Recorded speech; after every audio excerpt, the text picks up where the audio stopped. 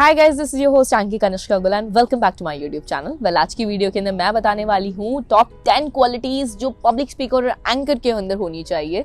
तो शुरू करते हैं बिना किसी देरी के। पर इससे पहले अगर आप मेरे चैनल पे नए हैं तो चैनल को जाकर जल्दी से सब्सक्राइब कर लो and also hit the notification bell icon, ताकि वीडियो जब भी आएगी सबसे पहले नोटिफिकेशन मिल जाएगी। नाउ आज की वीडियो के अंदर जैसा कि मैंने बताया कि क्या टॉपिक पे बात होने वाली है, टॉप 10 क्वालिटीज। तो बिना किसी देरी के शुरू करते हैं। पहला पॉइंट, कॉन्फिडेंस। एक एंकर और पब्लिक स्पीकर के अंदर जो सबसे ज्यादा इंपॉर्टेंट होता है वो है कॉन्फिडेंस, जिसे मैं बोलती हूँ हमेशा सेल्फ कॉन्फिडेंस। मैं बोलती हूँ कि सेल्फ बिलीव।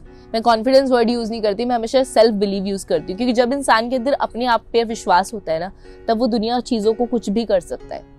अगर हमें अपने ऊपर एक पॉइंट भी डाउट है ना, तो दैट ऑफ कोर्स हम कहीं ना कहीं मिट फंस रहे हैं।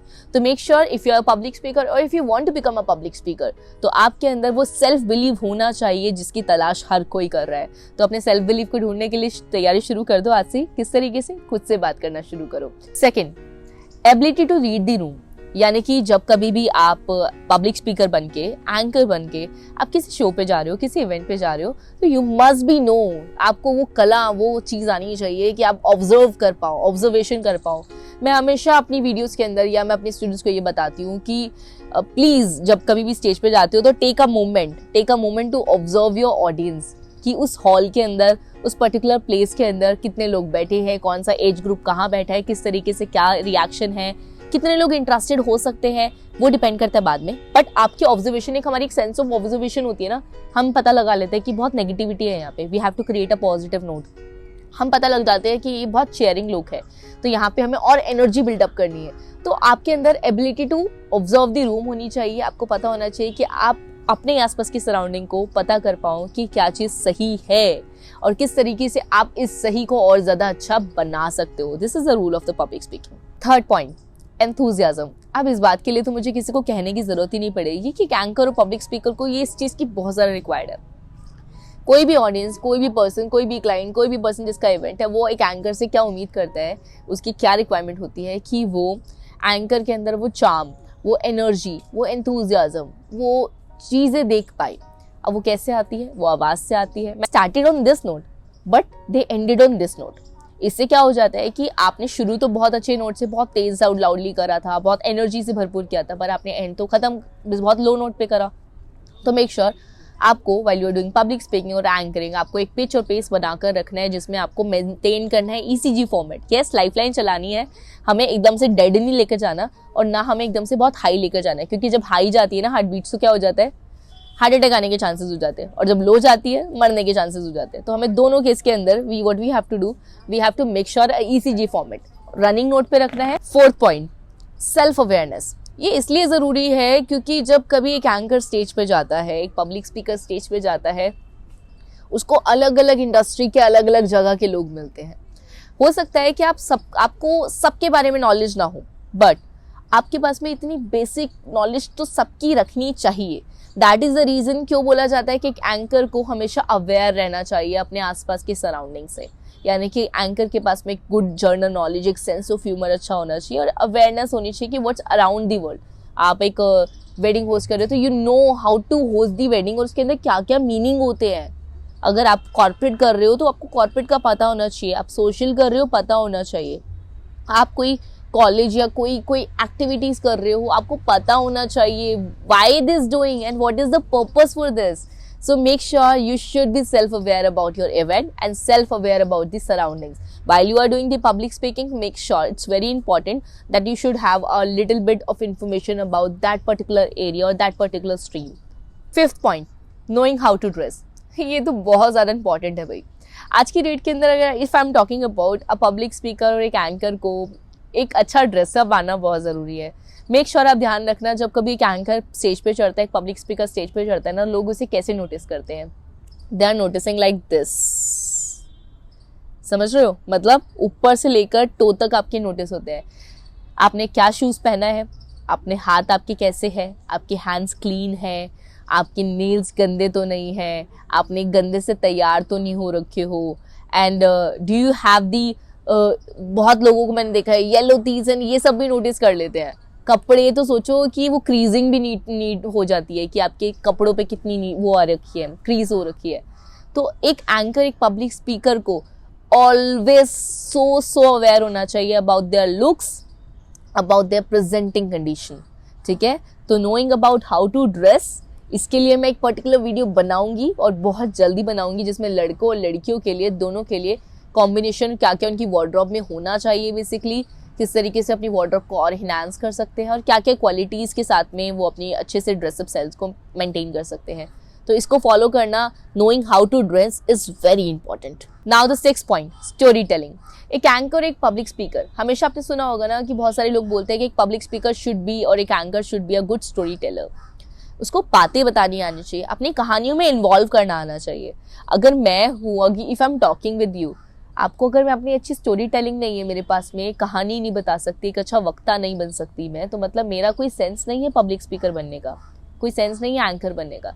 तो if I am telling you a story, if I am telling you something, तो मेक श्योर कि मेरी कहानी में वो दिलचस्पी, वो मेरी बातों में दिलचस्पी आनी चाहिए जो कि आपको अट्रैक्ट कर रखे। ये बहुत इंपॉर्टेंट है।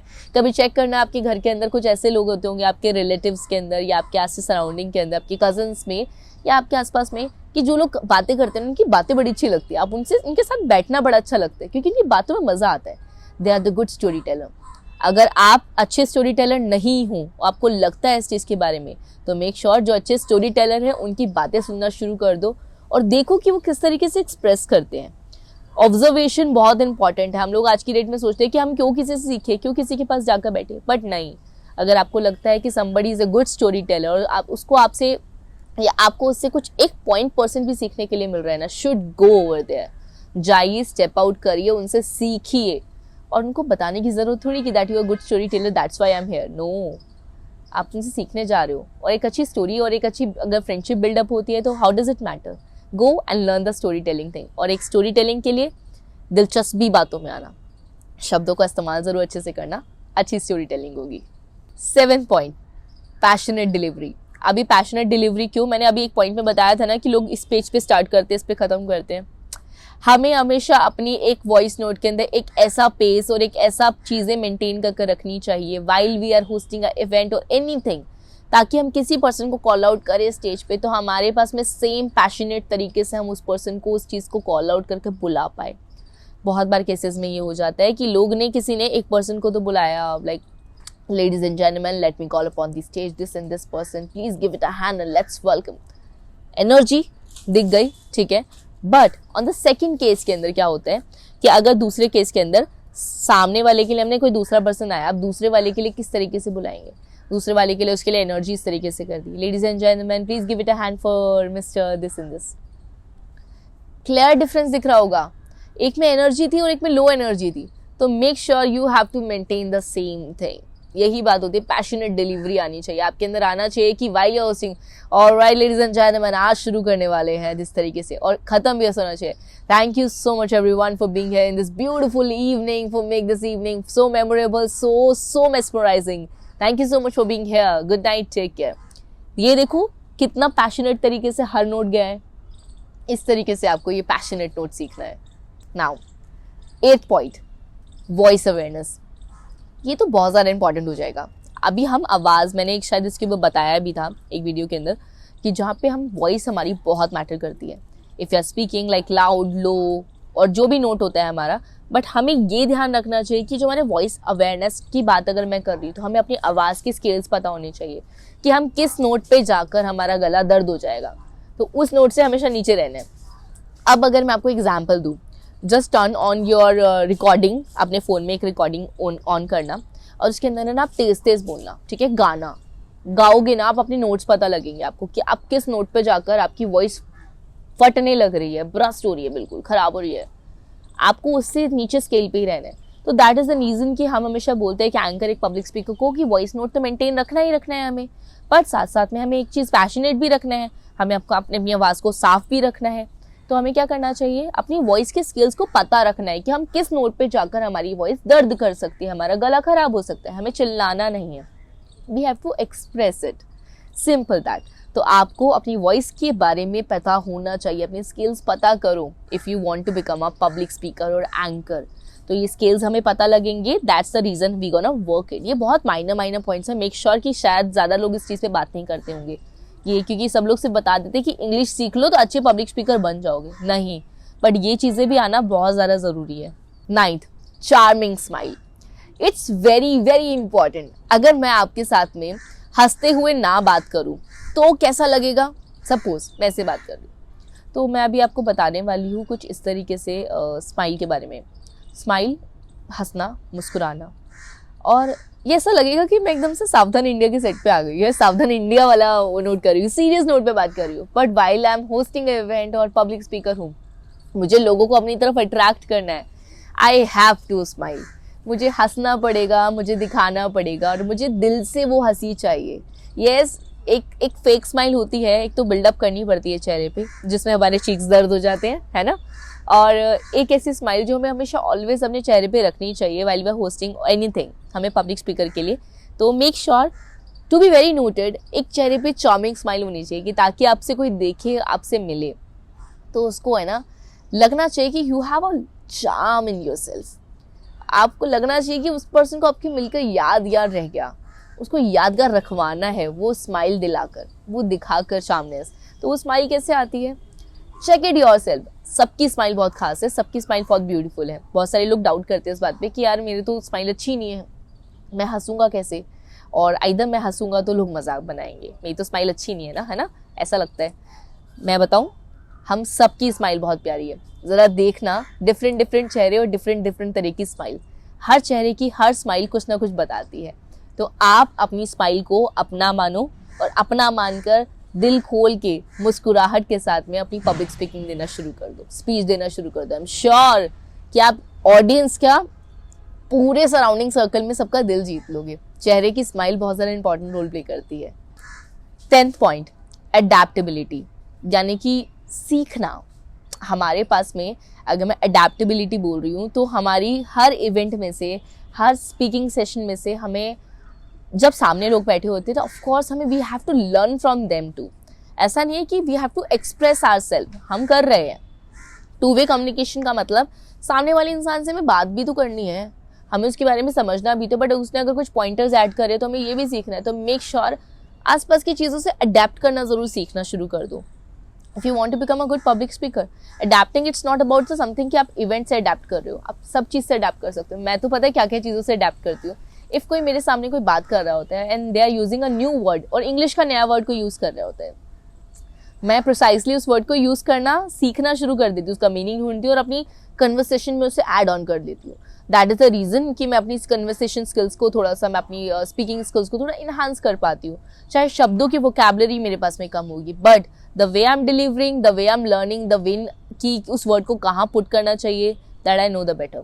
तो अडेप्ट करना शुरू कर दो, कोई क्या चीज़, कोई काम कैसे क्या करता है, because when you starting adapting the things ना, आपको बहुत अच्छे से आएगा। स्टार्ट वॉचिंग द वीडियोज़, देखो लोग किस तरीके से स्पीकर्स बात करते हैं, किस तरीके से बॉडी लैंग्वेज होता है। Adapting is a very most important point. So these are the 10 point जो मैंने बताए हैं, 10 पॉइंट्स जिनको फॉलो करोगे तो make sure you gonna create a next level, एक अच्छे नेक्स्ट लेवल पे जाओगे for become a good public speaker और एंकर। तो follow these steps, follow these tips, I am sure this will surely gonna help you. Thank you so much for watching. But अगर आपको मेरी video अच्छी लगती है तो लाइक कर देना, शेयर कर देना, comment and subscribe for the algorithm. Share कर दो दोस्तों के साथ में, दिखा दो और फॉलो कर लो इन टिप्स को। If you want any particular topic पे वीडियो तो प्लीज़ कमेंट में बता देना, I am surely gonna answer you. कुछ पूछना है जवाब दूंगी मेक श्योर तरीके से। पर्टिकुलर टॉपिक की वीडियो ज़रूर बनेगी। Thank you so much for watching, see you in the next one.